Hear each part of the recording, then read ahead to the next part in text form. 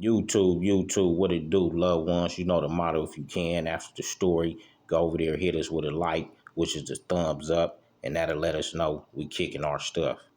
And today we on the edge with BJ APB, and he gonna send us on the topic today. You on the air, loved one? What we talking about today? All right, today's topic we're gonna talk about the peace treaty, why it didn't work, and if it was to happen again, how can we make it work? The first thing that happened was the peace treaty was basically something that happened after the Rodney King verdict. The Rodney King verdict, kind of brought the people in Los Angeles together to where the Bloodz and Crips and Watts had decided it was time to stop killing each other and come together on some positive stuff to make their community better. In the process of doing it, they invited the rest of the Blood and Crip communities to come aboard. Now, the problem with that was when it happened, it was a lot that took place within a month before the peace treaty, where a lot of Bloods and Crips on the Westside had got killed or got shot. And then on the Eastside, we had a few homies that got killed a week prior to the peace treaty. So once the peace treaty came up, a lot of people was like against it. This call and your telephone number will be monitored and recorded. A lot of people's emotions was really involved, and it's hard to get people to do anything when they just lose a loved one. So that was part of the sabotagement from the start. Then you had a lot of Bloods and Crips that just simply wasn't even willing to try a peace treaty, period. You know what I mean? Because a lot of people felt like it was too much bloodshed. But the persons that had an understanding of minds understood that it's time to stop killing our people, man. You know, there was too many people getting killed. You know, from slavery till now, we became our own worst enemies. So that was the reason why people wanted to do the peace treaty. But as the peace treaty started, you know, a lot of people was dipping in, you know, from different hoods. Even though they hoods was with it, there was still people coming to check and see what was going on. And people got to understand that a lot of times police played a role in stopping the peace treaty too. Like, for example, when it was a picnic at Avalon Park, you know, the police came past and did a drive-by shot up in the air and hollered out, you know, Crip this, and then hollered out Blood this, you know what I mean, to try to get everybody at the picnic to shoot at each other. But unfortunately, didn't nobody do it, didn't nobody bite. But still, the poison was planted. Then they turned around, and we had a picnic at Magic Johnson Park, which is actually was Kenneth Hahn Park at the time. We had a picnic up there. The police come up there and kill Big Iceman from Bounty Hunters and try to say that he threw a gun. You know what I mean? This man was up there with his kids, you know, having fun, and they just come up there in the middle of the picnic and kill a homie. You know what I mean? And that right there left a lot of sour taste in people's minds, and people still tried to hold it together. But overall, little by little, it just fell apart because it was just too many people. Like, with all this going on, there was too many negative people that didn't want to see it from the start, and they couldn't be held together. Don't get me wrong. A lot of friendships was made and a lot of bonds was made where it's a lot of Bloods and Crips still to this day are getting along and still socializing and this and that. Right. But it's not completed as of all of us because, like I said, of the ties. You know, some people have stayed in connection with each other, but for the wrong reasons. Like, for instance, you got some that's hooked up because okay, these homies fucking with the Hoovers, we don't fuck with the Hoovers, so we're not gonna fuck with them, we gonna fuck with this. And then you got some homies that fuck with the neighborhoods, you know what I mean? But the purpose is, instead of getting money and being on some black shit, motherfuckers was going against the Hoovers and everybody else, you know what I mean? That's not a peace treaty. A peace treaty is all of us coming together for a like-minded cause to help our black communities, you know, and that's what happened on our side of the town. What happened on your side of the town when the peace treaty happened?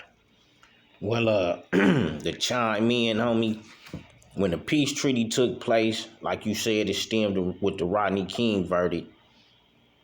And you know, we had seen the A-Tray gangsters at that time, homies that was in spots watching television, seeing what happened. And we only thing we felt like we should participate in is tearing up the community. But we didn't really care about really piecing and all that type stuff, homie, because at that time, homie, you had homies pushing a whole different agenda. Plus, like you said, on that west side, we was losing homies too. Homies, we was going through war season, A-Bay, them time, different homies, and we was going through it on that side, homie. So like you said, for a piece to come up, that was hard for us, homie. So like you said at that time, it wasn't social media, homie. So it wasn't no social media. So you had to go to these places to really verify what was going on, homie. So I remember me, my homeboy Big GSD, and the homeboy Falas, and the homeboy Big 211, we set out to really just get a view of this stuff, homie. And we set out to the PJs, homie, the Imperial Courts. And they was over there deep, cripped out, like you said, they had Diddy. But it wasn't a good vibe, homie, because like you said, dudes had just left from combative street wars against each other. So we got up out of there. They got the dumping all up in there. So we get up out of there. And I remember in our hood, the 60s came through. And we just come up off of Vince with them dudes. They come through and they come out, want to know if we down with the piecing, homie. And I remember, homie, the homies come out with a tech. We draw down, they draw down, and they was like, man, we just wanted to see what the piecing like. We was like, we ain't doing it over here. They chumped up 60s, we chumped up neighborhood, and they did it moving, homie. So that's kind of what it was on that side. But we did have a lot of infiltration, you know, a lot of allegedly infiltrations from all type of oppositions that didn't make it work on the west side, including homies that just didn't want it to make it happen. Even if you wanted peace, you couldn't do it at that time because the agenda was different. Like you said, homies was dying rapidly. It was on cracking. Dudes was getting shot up. So it was hard, homie. It was hard, homie.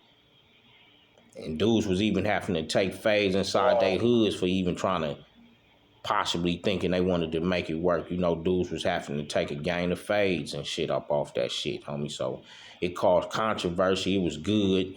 Like you said, a lot of people met people for good causes, wrong causes. A lot of females was able to get baby daddies that was dom moves. A lot of homies I know snatched crip females up and was able to have kids and raise them successfully, and they got parents from both sides. But for the most part, it didn't work because it was new to a YGG generation of dudes my age. It was new, homie. We could all come up off a hyper rivalry, homie. I'm gonna pass it back to you, big homie. When it first started, I was in Hawaii. I was getting ready to come home. I had was on a violation, and I remember. This call and your telephone number will be monitored and recorded. It was a dude from East Coast. We was in a class together. He was a real genuine dude. And I say he was genuine because I met him in Hawaii, and he never showed me no type of animosity. Period. You know what I mean? From the moment I met him, he always gave me advice and this and that. Even though sometimes I used to think, oh, this dude the enemy. He just trying to be nice and shit. You know what I mean? And trying to weasel me and shit to be close to him so he could set me up, you know what I mean? But actually, dude had a genuine heart. And I remember when we seen the Peace Treaty on TV, we was sitting in the day room, and we seen like the homies come out with the Banging on Wax. They sitting on there talking about making the album and all this stuff. And he tell us, he said, yeah, I'll go home next week. He said, man, I ain't never had no girl from the Swans. I'm finna walk down there and hang out, you know what I mean? And he got out and it wasn't bad for him. You know, like a week later, we seen his obituary. You know, they brought his obituary in the classroom and put it on the wall. Because when I was in Hawaii, that's what they used to do. Like people that go home and get killed, the counselors used to somehow have a way to get their obituary, and they used to get their obituary and put it on the wall and, you know, let us reminisce on it and also give us an idea of what's going on the street so we wouldn't have our obituary up there, you know? Right. And when I seen his obituary on the wall and I heard what happened, I was like, damn, you know what I mean? And I knew I was next up at bat to go home. And I didn't know what I was facing because I talked to a few of my homies, and a few of my homies was out there having fun. You know, they was going to the PJ parties, and then you had some homies wouldn't doing it, you know what I mean? Right. So when I got out, the only thing I got to participate in, I got to kick it with the Southside Crips and couple of PJs, and after that, it just kind of like died off. By the time I got home, it was like already dying off. You know, certain people were still kicking it, but it was dying off. And I didn't get to enjoy it. You know what I mean? And at the time, I was one of them ignorant homies too, where I didn't care about this shit. I was doing it because I was the type of person, whatever my hood is doing, what's good for my hood is good for me. I didn't go against my hood politics, you know what I mean? Whatever my hood had going on, that's what it was, you know what I mean? Whether I liked it or not, the majority ruled. Right. And so when I came home, you know, I got a gang of Crip cousins, you know what I mean? I got a big-ass Crip family, you know what I mean? So it was like I was already at peace because I knew a gang of Crips from fucking with my cousins and them, you know what I mean?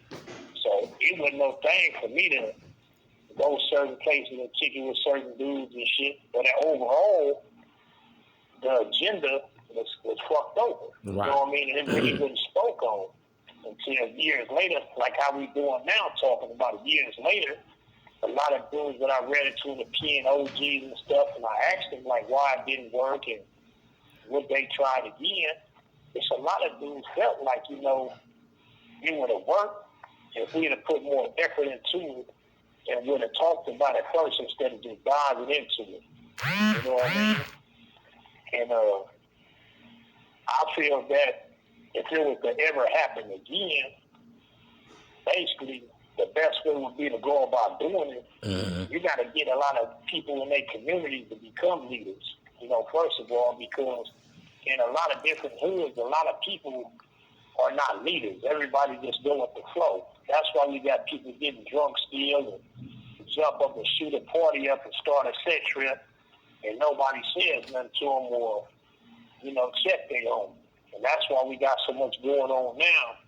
People jumping up, shooting motherfuckers and don't even come and tell the homies like, yeah, I just got into it over here. They just leave the homies for dead. You know? So if it was to happen again, like I said, the best way to do it would be community leaders from every hood would have to come together and get a true understanding. And once they get that true understanding, you have 60 seconds remaining. You gotta have the support of your hood to get that understanding. That way nothing goes wrong. That's real. What you think about it? Man, I totally agree. I know your time about to end, so I'm gonna chop it up until you come back in.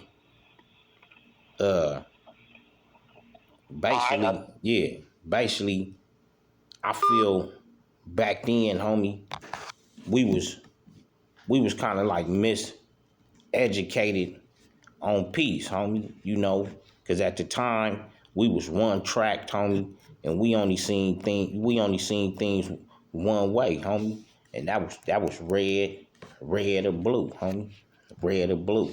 And at that time, in the early 90s, at that time, homie, we was inflicting a lot of pain. You know, the Crips was coming through, busting.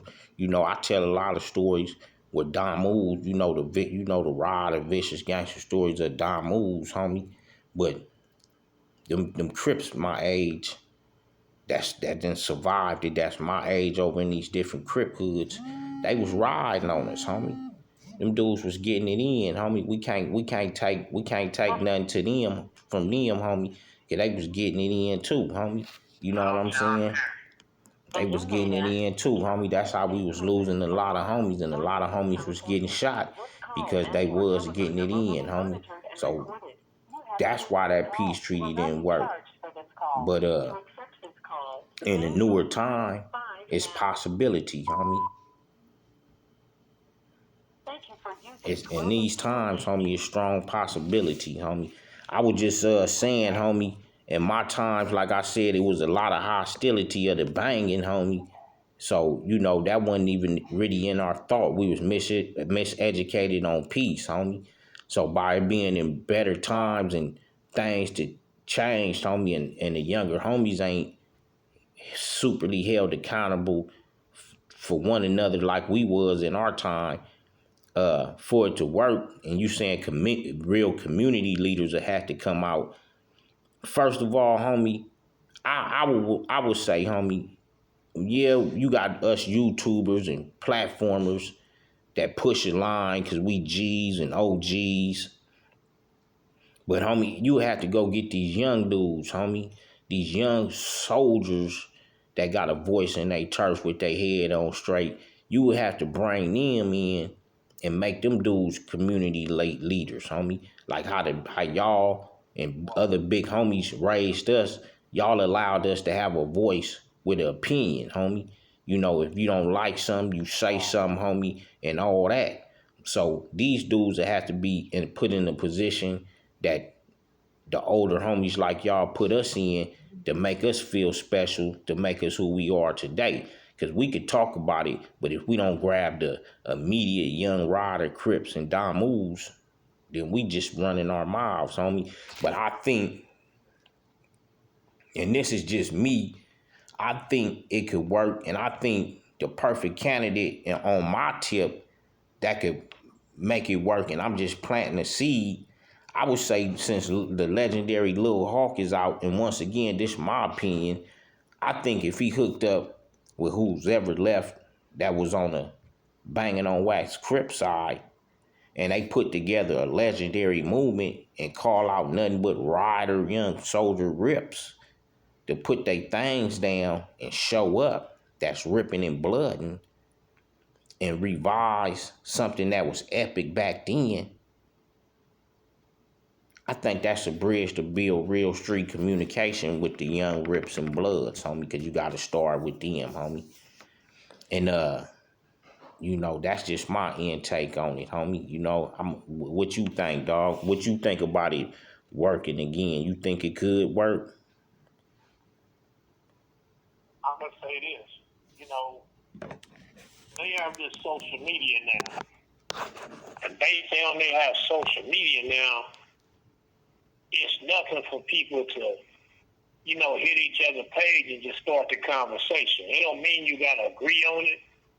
Just start the conversation, get to know people.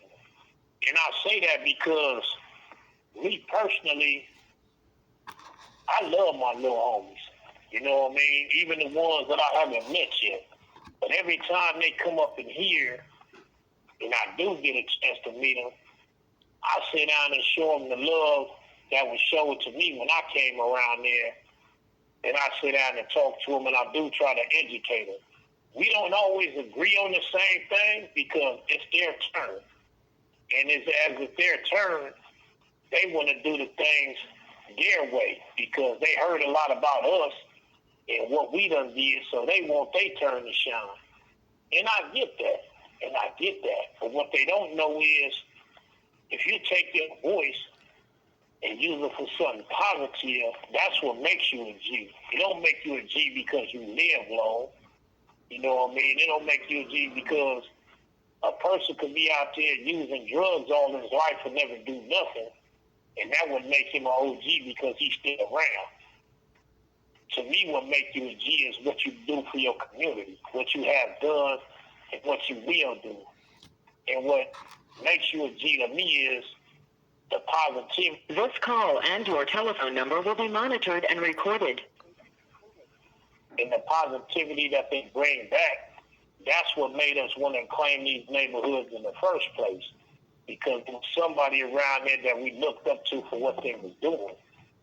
You know what I mean? That's why them the dudes I call my big homies. Like right now, certain dudes I call my big homies because every time I call them, they give me something positive. They don't give me no bullshit. I even got homies that's in my age group that's wise behind their years. You know what I mean? And since I've been in prison, you don't have no choice but to socialize with Crips. Sometimes a Crip might be your neighbor in the hole. He the only person you got to talk to. And once you get to talking to him, you find out y'all done had the same problems, know the same people and everything. Both of y'all grew up with roaches in the house. You know what I mean? Both of y'all grew up playing with roaches. You know what I mean? All type of little stuff that you find funny. But y'all realize that, shit, he looked like me. He the same person I am. Only difference is we like to wear two different colors. Mm-hmm. You know what I mean? So I look at it like in the future, if it was to happen, just think about all the people's lives we would save. We can't bring the people back that's gone. And I'm not going to sit up here and sugarcoat it and say, oh, this dude killed that homie, that dude killed that homie. Because I'm the type of person, if I know you killed my homie, then you're not going to get along, period. I'm not going to hate your hood, but you, yeah, we going to have a problem. You know what I mean? That's just how I was raised, you know what I mean? On the streets when we was younger, we did things differently. But in here, I don't go around hating other Crips or other Bloods. You know, that individual with the fucked up things, yeah, I'm going to have a problem with him. But everybody else, I don't go around hating. I go around, I try to socialize with everybody because I realize in order for me to learn, I got to learn from other people in the walks of life. That's how you get educated on giving information back to your community. So I feel like if it was to happen, not only we change the way of the world, but we would help our communities. You know what I mean? We would help build more black-owned businesses, get more jobs for our people. So when homies that coming up out of here that's done 30 years, they got a place to go on a job. You know what I mean? You don't want homies coming out of prison. You hear about them all their life, and they come out, they hanging out the liquor store, or they in the trailer. And then that, you get to looking like, damn, I used to hear about this dude. I looked up to him. He out here smoking dope, living in the trailer, ain't got nothing going on, and nobody gives a fuck. He just there. You know what I mean? I want to be one of them dudes when I come home, I can get a job and get back to my young homies. You know what I mean? Because that's what I care about, my young homies. You know what I mean? I want my young homies to come up, whether they like me or not. I want a hand in their success, not a hand in their funeral. So, therefore, it's just a seed being planted. You know what I mean? It may not happen and it may happen. Right. You know what I mean? But you got to look at it. You got to look at it like what's going on. We're not the gang members no more. We think we are, but the police are the gang members now. You know what I mean? Not all of them, but you got some that are doing things like that little girl that just got killed out of town. You know, she pregnant and get gunned down with no weapon. You know what I mean? Now, if that was to happen out here in our community, what would we do about it? You know what I mean? Is we going to sit around and still be talking about the Crips or talking about the Bloodz, or is people going to come together and help that little girl get buried? You know, that girl got killed and her baby got killed for no apparent reason at all. The only excuse was to use was she was in the store stealing. They don't want you to get killed. So I'm saying that to say that I'm hoping that people take this message and just think about it in the future. You know what I mean? We got social media now. You don't have to go pull up on people in their hood and talk to them. You know, you can hit a person page and be like, hey, man, we need to talk. And it be just between y'all. You know, take the time to think sometime. Because you could be saving. You got to realize some of them dudes out there, our young homies is 14, 15. They riders. But they got to realize that in the future, you're going to have kids, and your son or daughter might claim the hood. You know, and your son or daughter start claiming the hood, you're going to want what's best for them. You don't want to be burying them. So think now before it's too late. That's the best way I could put it. You know what I mean? So What you basically, think about it? what you saying is the young homies that's banging homie nigga, like you say, times is different. We all look the same, homie. Right. A crip might look like a Damu might look like a crip. So it really ain't no differentiation Right. of how we look, homie. So by being hard to differentiate who's who, you know what I'm saying? I mean, you know, in these times, like I say, homie, it's easy for us to say too, homie, because we kind of like, you know, went through that transition a little bit. And the young homies is doing it. That's why, like you Right. say, I will heavily stay tapped in with the younger generation, cooking meals for them, you know, outdoor Right. cookouts for them to keep them young dudes together. Because if you got them together, that's the future politicers and set trenders, homie. If you keep them young dudes afloat, nurturing them and keep them under good lacing. So you got to have events for them, homie, cookouts, barbecues, and show them that we appreciate what they doing, homie, by just even keeping something alive, even though it don't mean nothing. It's a tradition of our lifestyle culture that we develop, homie. And Yeah, you shit. know, I done been places. I remember in the pen, homie. I was on a G Rip fool, homie. I like wanted to get into it with him. I don't know if he was a Compton Rip or what, but I heard that he had like did something to a homie. And he had the whole posture, stare, cold, dark-skinned dude chucked on. He didn't really talk too much. He just had a cold little get down. And I used to be like, I want action at that dude. So I remember one day I asked a homie for a piece of iron. He asked for what? I'm like, man, I heard dude did something to somebody. And you know, Damu, homie. I just don't like how he's crippin' looking, how he act and walk. I want to try to get some stripes. And the homie had checked me and told me, you know, during this time down, that dude was solid, homie. You know, dude was, you know, then, you know, even though we homies be having them type of crimes against Rips, or Rips might have crimes against homies, them dudes still aided one another, homie, doing these things, homie. And I was young and uneducated and felt like we disowned them type dudes, or they disowned us, homie. And that was a way the homie kind of, you know, explain a peace movement amongst the solidarity of certain dudes in them predicaments. It ain't just all the time like that, because these dudes still save a homie life even though they took a homie life, homie. You know what I'm saying, homie? You know, Right. and it vice versa Right. with homies and shit. You know, we probably didn't did something to them, but Right. we'll still support them in the same token, homie. So I took a hell of a message out of that, and I wind up looking at that.